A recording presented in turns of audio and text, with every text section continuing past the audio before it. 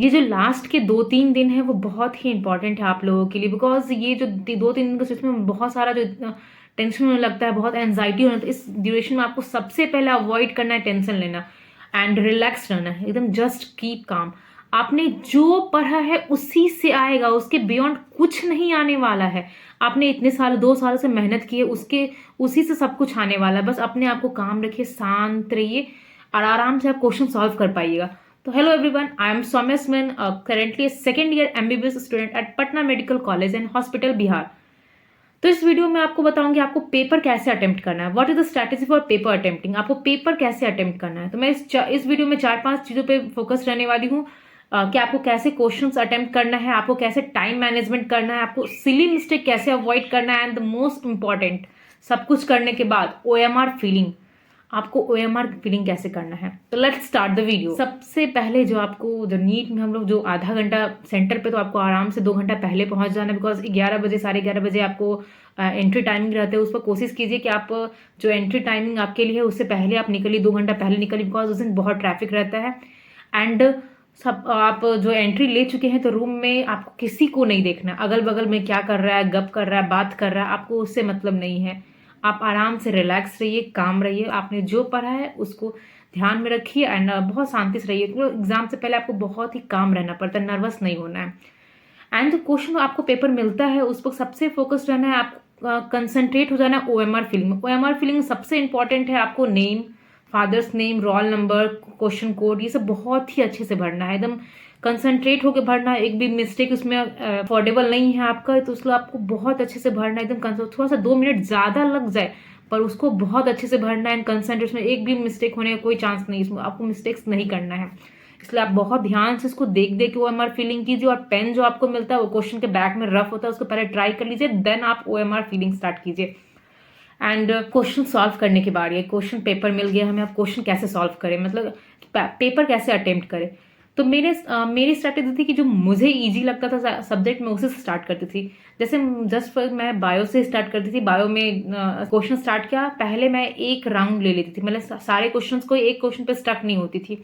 जैसे first question मुझे नहीं आया तो मैंने थोड़ा सा टाइम इन्वेस्ट किया था मैंने एक फर्स्ट क्वेश्चन पर, 2-3 क्वेश्चन अगर नहीं आया तो मैं उसको स्किप करते थे, next 5th question 6th question ऐसे ही रहने, उसमें आपको बहुत सारे question majority of first check होता है ना, उसमें आपको बहुत सारे क्वेश्चन सॉल्व हो जाएंगे।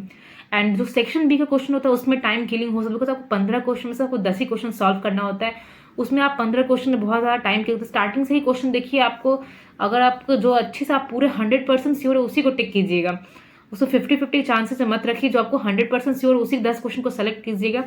उसमें आपको थोड़ा टाइम ज़्यादा लगेगा, बट आप जो क्वेश्चन जो है आप उसको मार्क कर लीजिए कि यही क्वेश्चन मैंने सॉल्व किया है, एंड 11 क्वेश्चन 12 क्वेश्चन अगर सॉल्व किया है तो आप उसमें से चूज कर लीजिए कि आपको ये 10 क्वेश्चन को ही मार्क करना ओएमआर में। एंड जो क्वेश्चन आपको सेक्शन ए में समझ में नहीं आ रहा है या आपको बहुत ही डाउटफुल, एक तो होता है कि बहुत कुछ नहीं समझ में आ रहा है, एक क्वेश्चन तो बिल्कुल समझ में ही नहीं आ रहा है, एक क्वेश्चन होता है 50-50 के में है तो उसको आप उसमें तुक्का नहीं मारिएगा, जो चेक होता है उसमें आप उसमें तुक्का प्लीज मत मारिएगा, तुक्का तो आपको अफोर्ड नहीं करना है। तो जो आपको 50-50 या 60-40 का रेशियो में बन रहा है उसको भी थोड़ा सा आप साइड में रख के उसके स्टार मार्क कर लीजिए, सर्कल मार्क कर लीजिए, आपने जो कोड यूज किया वो उसी मार्क कर लीजिए। जैसे मैं सर्कल कर लेती थी, मुझे कोई जो क्वेश्चन बिल्कुल समझ में नहीं आता, स्टार मार्क जो मुझे इसको फिर से आकर रिव्यू करना है एंड इसको देखना है कि मुझे फिर से सॉल्व करना है। तो बायो क्वेश्चन आपने सॉल्व कर लिया and next botany and zoology question आपने सॉल्व कर लिया।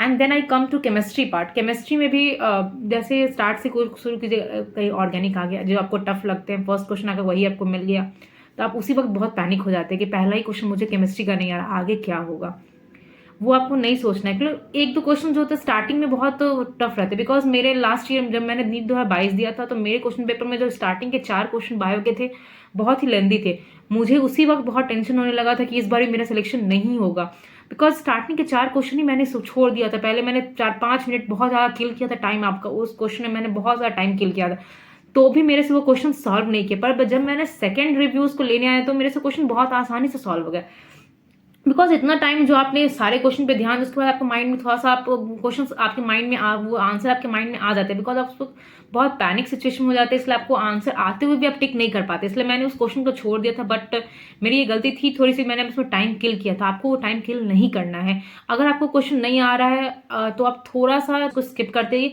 उसको सेकेंड राउंड में आराम से सॉल्व कर लीजिए। एंड देन केमिस्ट्री में वैसे ही मैं केमिस्ट्री में अगर क्वेश्चन आपका ऑर्गेनिक से ही पहला क्वेश्चन आ गया तो उसको आपको नहीं समझ में आया तो छोड़ दीजिए। उसको पहला राउंड में आपको जो जो क्वेश्चन सॉल्व करते हैं वो देखो, एवरेज क्वेश्चन 30 क्वेश्चन तो आपको जो 45 में से 30 क्वेश्चन आपका एवरेज ही रहते हैं। 15 क्वेश्चन आपको सेकंड रिव्यू की जरूरत पड़ती है, पर 30 क्वेश्चन आप तो आप आराम से फर्स्ट रिव्यू में ही आराम से सॉल्व कर लीजिएगा। तो मेन फोकस रहना चाहिए आपको, जो 30 क्वेश्चन उसको सॉल्व कर लिया तो आपने बहुत अच्छा काम कर लिया। एंड देन सेक्शन बी में भी बहुत सारे क्वेश्चन आपको वही सेक्शन बी में सॉल्व करने होंगे। बहुत न्यूमेरिकल वाले भी होंगे और बहुत ईजी वाले भी होंगे।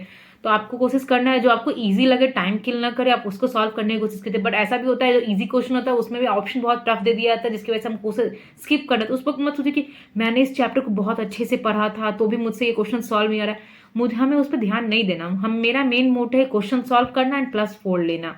तो आपको वो ध्यान ही नहीं देना कि मैं इस चैप्टर को इतना बार पढ़ा था, इस इंस्टीट्यूट से पढ़ा था, वो किया था, इसका यूट्यूब वीडियो देखा था, वो देखा था, बहुत सारी चीज़ किया, तो भी मेरे क्वेश्चन सॉल्व नहीं करना। उस पर आपको स्टक नहीं होना। नहीं आ रहा वो इजी क्वेश्चन होते हुए, इजी चैप्टर का मोल कॉन्सेप्ट के क्वेश्चन ही आपसे सॉल्व नहीं हो रहा है सेक्शन में, तो उसको छोड़ दीजिए।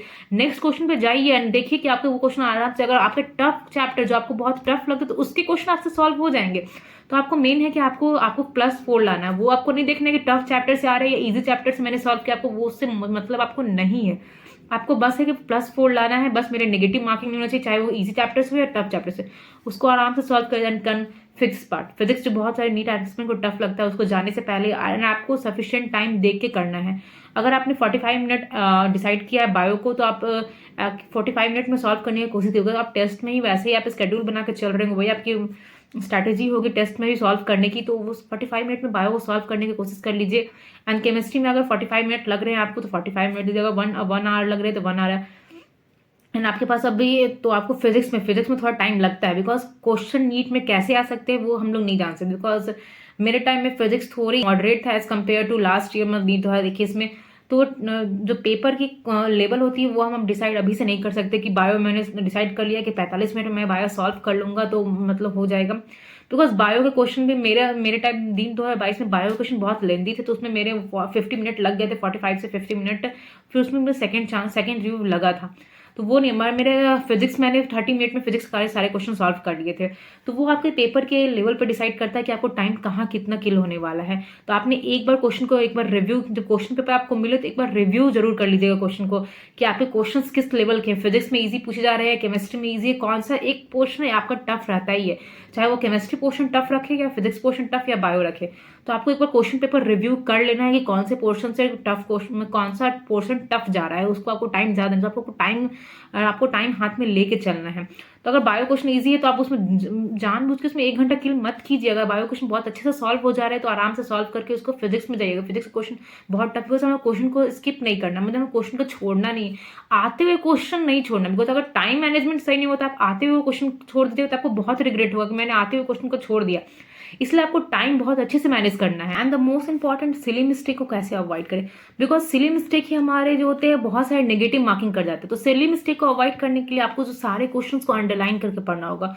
एंड सिली मिस्टेक होते क्यों हैं, फिजिक्स में सिली मिस्टेक को कहो तो ज़्यादा चांसेस होते हैं जो न्यूमेरिकल वैल्यू होते हैं वो हम लोग गलत मार्क लिख लेते हैं और हमारा कैलकुलेशन एरर हो जाता है। इसलिए आपको सिली मिस्टेक अवॉइड करना है। तो आपको सारे क्वेश्चन, अगर बायो तो आपको सारे क्वेश्चन को अंडरलाइन करके पढ़ना होगा, और क्या पूछा जा रहा है वो देखिए, मेंशन कीजिए कि वो क्या पूछा जा रहा है। थोड़ा टाइम आपको ज़्यादा लगेगा एयर कंपेयर तो 2-3 सेकंड आपको ज़्यादा लगेगा हर क्वेश्चन में, पर आपके क्वेश्चन में सिली मिस्टेक होने के चांसेस बहुत कम रहेंगे। और 50-50 जो आपको अंदाजा होता है कि 50% सही लग रहा है कि इसको टिक कर देती, इसको नहीं, उसको आपको क्वेश्चन को मार्क नहीं करना है।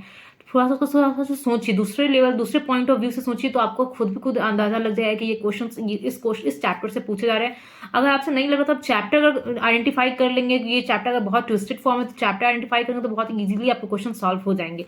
तो आपको हर क्वेश्चन को अंडरलाइन करके पढ़ना, और फिजिक्स में ट्राई कीजिए कि बहुत छोटा सॉल्व कीजिए। एंड क्वेश्चन के बगल में आपके पास अगर स्पेस है तो वहीं सॉल्व करने की कोशिश कीजिए, अगर नहीं है मतलब तो पीछे जाइए, बट हाफ पेज को फोल्ड करके क्वेश्चन सॉल्व कीजिए। अगर इस तरफ क्वेश्चन है तो आप इस तरफ क्वेश्चन को देख के आराम से, मतलब आधा क्वेश्चन को पेपर फोल्ड कीजिएगा। पूरा 2 बार पलट के देखने में बहुत दिक्कत हो जाती है, इसलिए क्वेश्चन को आधा फोल्ड कीजिए एंड जो रफ पोर्शन व्हाइट पेज होता है उसको सॉल्व के बगल में रख के खोल के सॉल्व कीजिए। तो आपका न्यूमेरिकल वैल्यू गलत होने के चांसेस बहुत कम हो जाते हैं। बिकॉज़ थोड़ा क्लैरिटी के साथ सॉल्व कीजिए, बिकॉज़ हम जब सेकंड रिव्यू देखेंगे तो हमें मेसी नहीं होना चाहिए, उतना मेसी नहीं होना चाहिए सॉल्यूशन, ताकि आपको खुद ही पता ना चल पाए कि आपने क्या कैलकुलेट करके लिखा है। इसको थोड़ा-सा क्लैरिटी के साथ सॉल्व करने की कोशिश कीजिए, छोटा-छोटा बड़ा-बड़ा सॉल्व करने की कोशिश मत कीजिए। एंड मोस्ट इम्पोर्टेंट, अगर क्वेश्चन में टिक कर रहे हैं तो 1, 2, 3, अगर थर्ड में टिक कर रहे हैं तो थर्ड में अच्छे से कीजिए। बिकॉज़ हम लोग उसमें बड़ा टिक इतना ज़्यादा कर देते हैं कि हम लोग थर्ड में, मेरा मोटो रहता है कि हम थर्ड में टिक करें, पर गलती से हम लोग सेकंड में हो जाता है। मतलब वो पेन का चला जाता है सेकंड में, तो हम उसको ओएमआर में सेकंड को ही मार्क कर लेते हैं। वो गलती नहीं होनी चाहिए उसमें। अगर जब जो आप कॉपी चेक करने, जब आप नीट देने के बाद जब चेक कीजिएगा तो आपको इतना रिग्रेट होता है कि हमारे इतना, मैंने उसमें इतना टाइम किल किया एंड उस वो भी क्वेश्चन मैंने ओएमआर में मार्क गलत कर लिया। तो उसके बचने के लिए आपको जो क्वेश्चन में टिक कर रहे हैं तो बहुत अच्छे से टिक कीजिए आंसर को, तो उससे आपको सिली मिस्टेक अवॉइड हो जाएंगे। एंड ओएमआर फीलिंग में थोड़ा कंसंट्रेट होकर ओएमआर फीलिंग कीजिए। एंड अभी आप ओएमआर फीलिंग का प्रैक्टिस कर सकते हैं ऐसे ही रैंडम सर्कल कर करके, बस ओएमआर फीलिंग भी बहुत होगा, स्कैन हमारा ओएमआर ही लेता है। तो ओएमआर ही बहुत, आपका ओएमआर भर रहे हैं तो बहुत ही केयरफुल होकर भरिए, उसमें आप गलतियां अफोर्ड नहीं करता। अगर क्वेश्चन, इसलिए आप ओएमआर फीलिंग कर रहे हैं तो बहुत केयरफुल होकर कीजिए, because OMR feeling at last आपका रिजल्ट ओएमआर से ही आने वाला है। एंड ओएमआर से कोई छेड़छाड़ नहीं करना है हमें, ओएमआर को बहुत ही अच्छे से रखना है। एंड साइड में उसको वाटर बॉटल्स ओएमआर को बचा के रखना है, ओएमआर को साइड में रख के कीजिएगा। एंड वाटर जो पानी पीते हैं उसको ओएमआर शीट को साइड रख के ही पानी पीजिएगा, उसके बगल में, कब हमारे मुंह से स्प्लिट हो जाए या पानी उस पर गिर जाए तो वो पूरा स्प्रेड हो जाता है। इसीलिए ओएमआर को आप साइड में रखिए, बिकॉज ना है कि ओएमआर पे पानी ना गिरे और पेन का कहीं भी एक्स्ट्रा स्क्रैच ना आना चाहिए, इसलिए ओएमआर को बहुत ही साइड में अच्छे से रखिए। और अब 2-3 दिन है तो उसको अच्छे से यूटिलाइज कीजिए, और इसमें जो पढ़ा है वो सफिशिएंट है, बस आप काम रहिए और पढ़ाई करते रहिए, और जो रिवीजन कर रहे हैं उसको अच्छे से कीजिए।